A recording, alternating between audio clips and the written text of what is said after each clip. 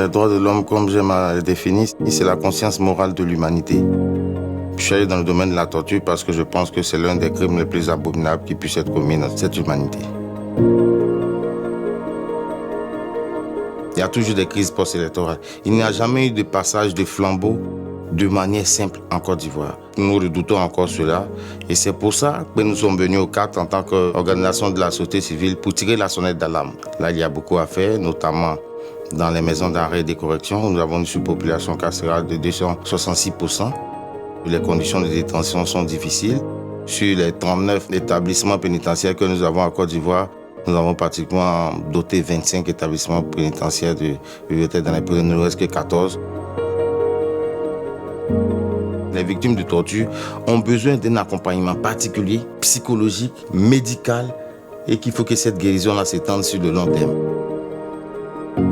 Je pense que déjà, avant d'arriver à aider la personne, que ce soit financièrement, matériellement, déjà lui donner la parole, c'est sauver l'humanité tout entière. Parce que je me dis que pour réaliser de grands pas, on va à tâtons.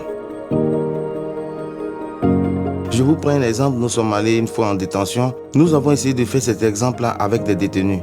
Mais je vous assure qu'il y a des détenus, après cette séance-là, qui sont venus nous dire merci. J'avais décidé de me suicider, je ne me suicide plus. La société civile essaie de porter les plaies des différentes victimes au grand jour. La société civile essaie de se faire le porte-voix de tous ceux qui souffrent en silence.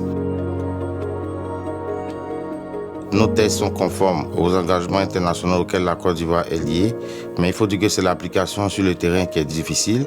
Nous voulons qu'aujourd'hui, l'État puisse prendre une loi spéciale, non seulement pour définir qui est la victime de la torture, pour essayer de définir comment on peut réparer une victime de la torture. Donc voici un peu, l'État a fait ce qu'il pouvait, mais nous aussi par rapport aux conventions internationales auxquelles l'État est parti, nous essayons de lui rappeler ses obligations. Je me dis que tôt ou tard, avec les organisations de défense des droits de l'homme, avec la prise de conscience des uns des autres, en se tenant main dans la main, je ne sais pas quand, mais je sais que dans un avenir proche, que ce soit 5, 10, 15 ans, la Côte d'Ivoire est un pays qui sera dans la bonne marche.